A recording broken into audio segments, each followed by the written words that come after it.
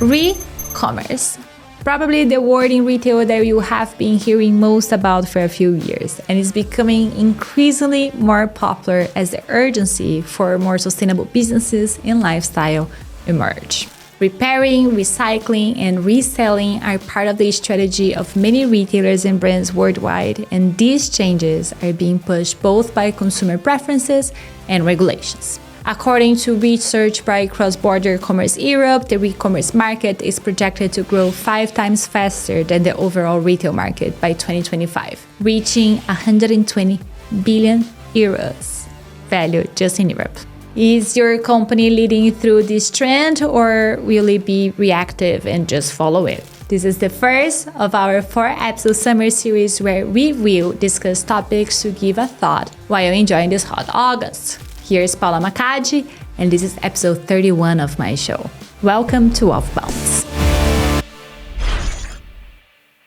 Last Monday, July 22nd, the world had the hottest day in modern history, which was something we had already experienced the year before. Global warming is real, and it has never been more important to rethink our own habits, including how much we shop and from which brands. You have probably seen the shocking images of clothes in landfills and even the ocean. The level of consumption of everything combined with the growth of fast fashion in the last decade have done real damage to the environment. And that's true for everything we shop for, not only apparel, but also electronics and food. Each retail segment has its damages for the environment, and we are in the era to minimize as much as possible, and brands and retailers are feeling the pressure to reduce their impact. But where is this pressure coming from? Are they coming from the consumers, government and its regulations, or from the industry itself? Sharon Yourell Lawlor is a shopper expert, strategist and consultant, and is joining us from Ireland to help us understand more. I think it's a mix of all three, if I'm honest. And it also depends on the sub-industry that you're in.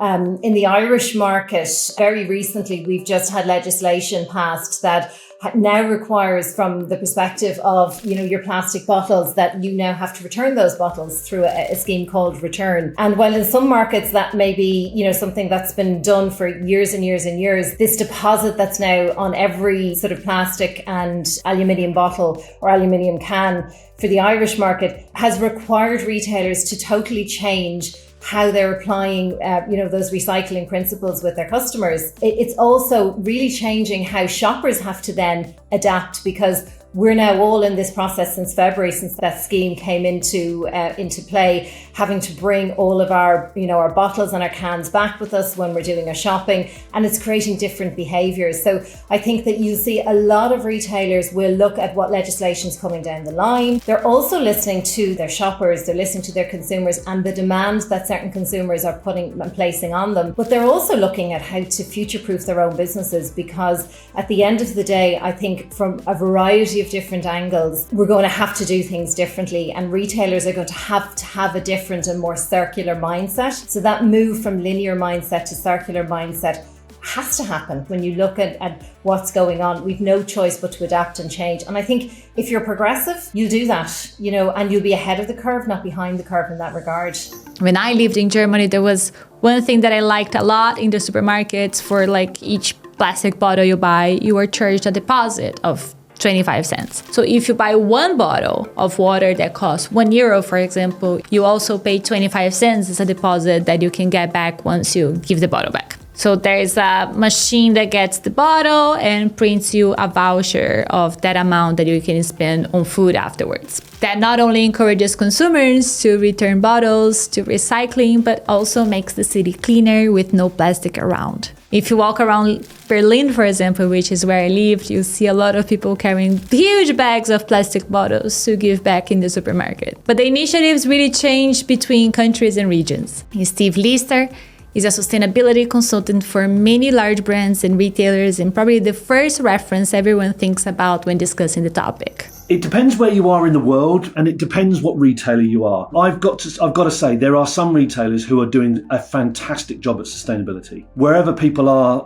either listening to this or watching this, you will have a retailer in your country who is head and shoulders above the rest. There is no doubt, though, that there are some countries that are either slightly behind or slightly ahead of others. And so to give you an example, certain countries in Europe are very, very active on sustainability and are very setting some very high goals. UK is sort of one of them, but when you look at the Nordics, you know, Germany and Holland and Belgium is pretty good. I hate to say if there's anyone from the US listening, the US seems to be a few years behind us here in Europe. But what I will say is China has rapidly caught up and maybe accelerating past. You know, you might think they're a big producer and not very sustainable. We're seeing some amazing things coming out of China. But like anything in the world, Paula, there's always going to be some people who lead and there's always going to be some people who follow. And he's right. Europe seems to be the region that is leading sustainability, doing what it does better, regulate. In March 2022, the European Commission unveiled a significant package of proposals under the European Green Deal. This initiative aims to make sustainable products the norm across the EU, encourage circular business models, and empower consumers to participate in the green transition. As part of the Circular Economy Action Plan, the Commission is proposing new rules to ensure that almost all physical goods on the EU market are more environmentally friendly, circular, and energy efficient throughout their entire life cycle. This means from the design phase through daily use to repurposing and end-of-life products will be designed with sustainability in mind. Andrew Smith is a fellow top retail expert who lives in the US. I think the pressure for wanting to solve it comes from multiple sources. Obviously, there are different parts of the world that handle it differently. Based in the US has much more a market-led approach. It's important to consumers. They'll shift their dollars, they'll walk to a different store, and they'll spend differently, which will create market pressure, which will then force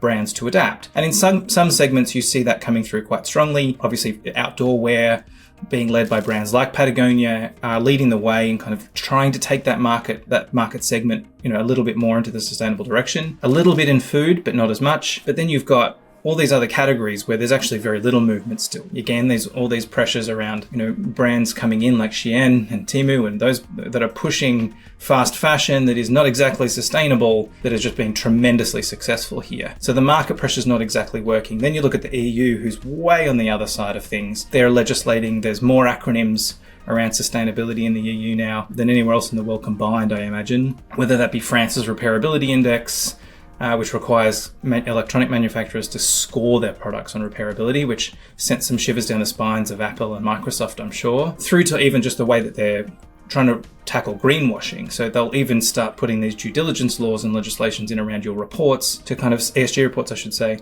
to make sure that they are factually accurate. So there's incredibly high levels of legislation in the EU. And if you're a multinational, you've got to deal with that. Even if you are, you know, building products for America and the North America, you've still got to kind of respond to the legislation that's happening in the EU. And then you've got countries that are like in between. With China in there, China's doing quite a lot in terms of legislating pretty heavily on sustainability requirements. They find that an important part of their future economy. And then Australia, my homeland, which is doing similar things, but on a much lesser scale. I'd describe them somewhere in the middle. They want the market to respond. They're putting incentives in for retailers to kind of help the market respond as much as possible, rather than the kind of more heavy-handed approach that places like the EU are doing. You might be surprised to hear China being mentioned twice, but they are acting pretty quickly and is investing in renewable energy, tackling greenwashing claims, and reinforcing circular economy concepts. But what is, in fact, circular economy? It's the opposite to linear economy. So a lot of people will be very familiar with a sort of a linear economy mindset, which is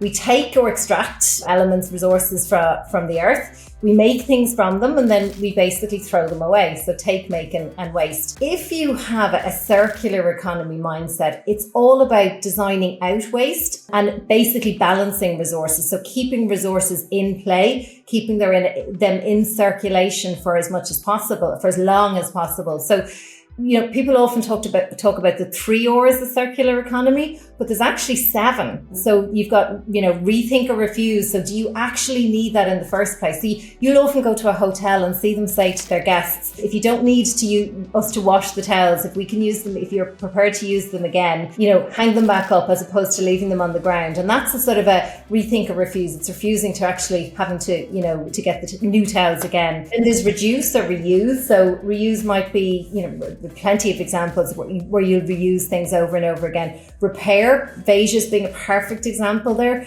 Repurpose. I was in a pub at the weekend, Paula, and it was really lovely. When I went there, every single table had a gin bottle that they had turned into a vase. And that's a perfect example of repurposing things. So there's lots of, really, really, really good ways that businesses, if they take a circular economy mindset, can say, well, how do we do things differently? So repair is part of that. Introducing a rental model where you say, rather than having people buy from me, why wouldn't I just get them to actually rent instead, with a view that they're going to appreciate that sort of service that I'll deliver, and therefore be a long-term valued customer. And you see the likes of even Selfridges. If you aren't familiar, Selfridges is a famous department store in London with many perfect examples of how to do retail. In 2021, they covered one corner of their building with the saying, "Let's change the way we shop."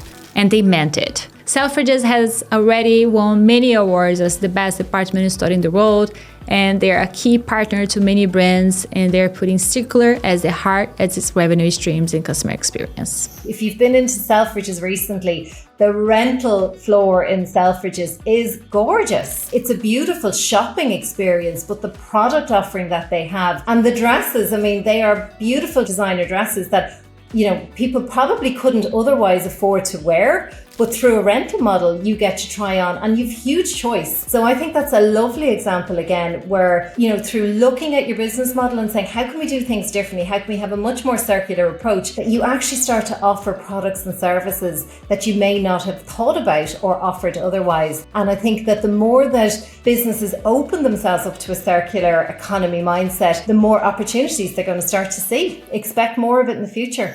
Selfridges has even created the Selfridges, where customers can buy and sell pre-loved luxury products. Sales of items through Selfridges have increased by an impressive 240%, while over 20,000 repairs have been facilitated and more than 2,000 items have been rented, and in excess of 8,000 refills that have been sold by Selfridges. One thing, Paula, that we're seeing is let's just take fashion, for instance. Let's just take one vertical sector and we look at fashion. In the past, I don't know what terms people around the world use. In the UK, we use the word charity shop. It's where you would donate to a charity. The charity would then sell clothes and take that money and donate that money back. Now, a few years ago, charity shops and shops where you donate clothes and buy second-hand clothes or reuse clothes was seen as really not the mainstream. It was for people maybe who was on a lower budget and maybe who was, wanted to find clothes at a lower price point. Now that's changed, Paula. That's changed. We're seeing two things at the moment. We're seeing luxury brands declining because people haven't got that money at the moment around the world to spend hundreds, if not thousands of pounds on luxury fashion. And what we're seeing is the rise of the reuse and the donate. So let's just take one online platform. Have you heard of Vinted? Vinted, if you don't know, is a Lithuanian platform for consumers to sell their used items to their peers. So it's pretty much a peer-to-peer platform that took over Europe and has more than 100 million active users. Many people were worried about their performance as it hadn't yet been profitable, but it all changed in April of this year when they registered a double-digit profit.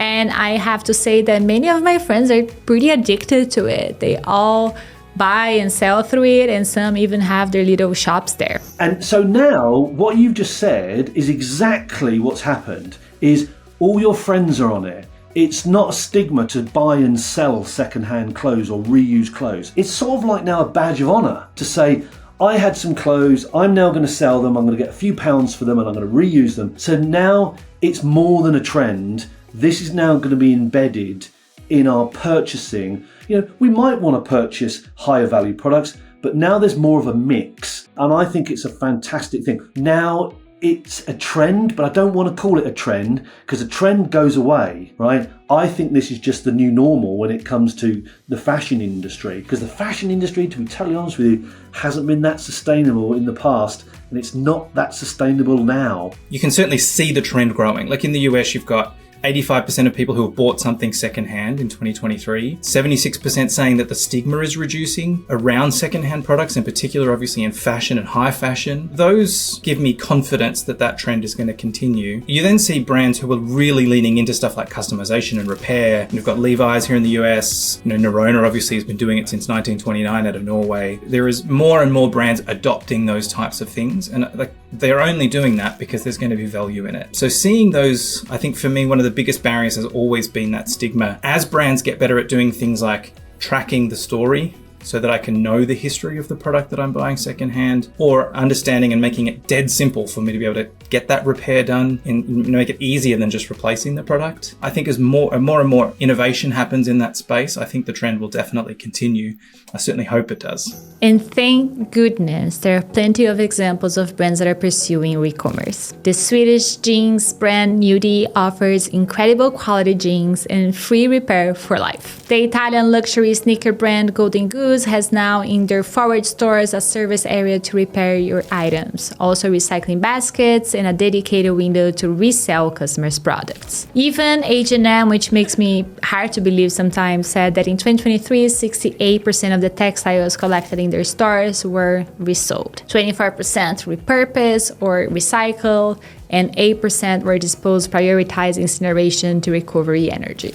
If you visit Arket, which is part of the H&M family, you will see the Re-Arket area, where you can get prices for your clothes to be resold. And of course, the sneaker brand Veja, which is probably my favorite, is another example. They were born with a sustainable mission and storytelling on how they source the materials, and also became a repair empire, connecting even more with their brand value. I love them. And I bought my first pair of Vejas 3.5 years ago. I actually bought them at the start of COVID. I still wear them today. I would probably say I wear them at least 3 times a week. And, the epitome of what I think a more sustainable product should be, it's better quality to begin with, and there's no sort of having to compromise on, on fashion. There's no having to compromise on how comfortable they are, but they've been very, very well produced. And obviously, they have more sustainable processes in that. But if you look at Veja, they encourage you to actually repair your products. And a lot of their flagship stores are now actually building in that repair process. And I think it's really brave of a brand to say, please don't buy another one of me, just repair what you have instead. There will always come a point where you do say, I need a new pair of Vejas, but actually what you're building into that is a brand loyalty. So when I went to buy my husband a pair of runners there recently, what brand did I pick? I picked Veja because I knew that, they had great quality, but I also really love the values that exist within that brand. And they're a big one for me. They really are. And they're authentic about it, Paula. I think that's what's a big difference about that. They're really authentic.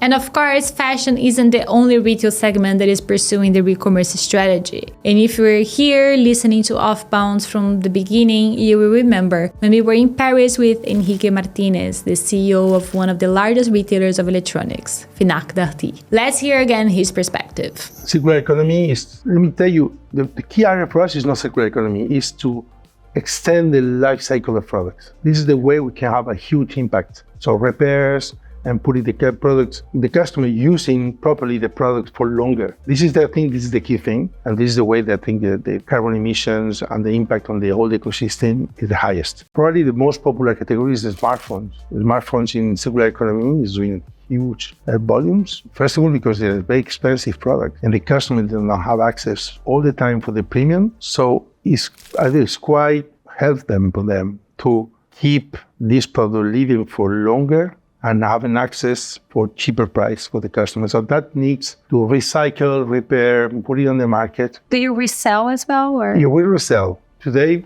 revenues in reselling is going 40% up every year. The only limitation is to have access to the product. Because the customer today, they are really willing having recycled products. The statistics saying in France, 1 customer each 2 has been selling and buying or selling or buying second-hand products, what is quite amazing when you can imagine.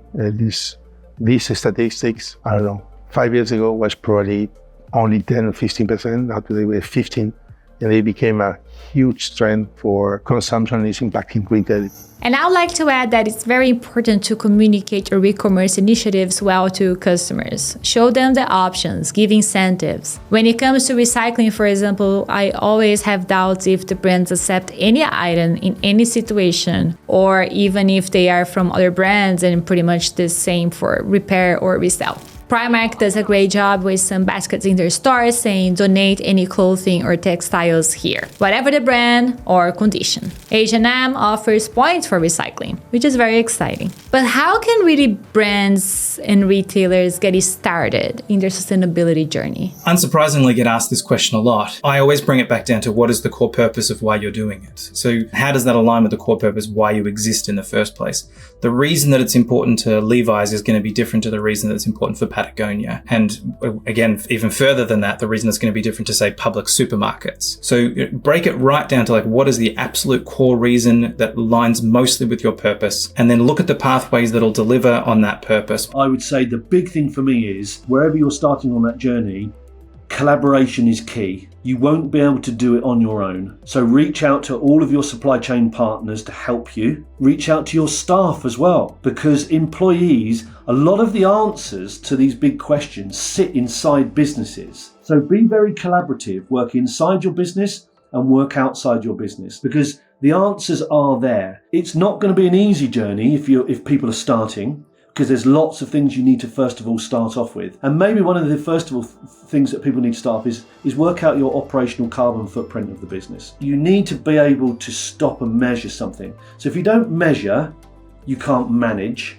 And if you can't manage, you can't reduce. So for me, those are the three key areas. The first thing I always say to people is, don't think of sustainability as the fifth pillar of your strategy. So I'm going to do X, Y, or Z, and then I'm going to put sustainability at the side, on its own, look and think of certain ways and things that I can do from a sustainability perspective. Think about ingraining sustainability right across all the pillars of your business. So how do I embed more sustainable thinking into all the areas of growth for my business? So if I want to expand into other markets, how can I do that more sustainably? If I want to expand the product range, what types of more sustainable products and services, whatever it may be, can I offer my customers? If I want to do something in terms of elevating the physical store experience, how can I do that using more sustainable materials and in a way that I'm keeping, the resources that I may invest in circulation, as opposed to,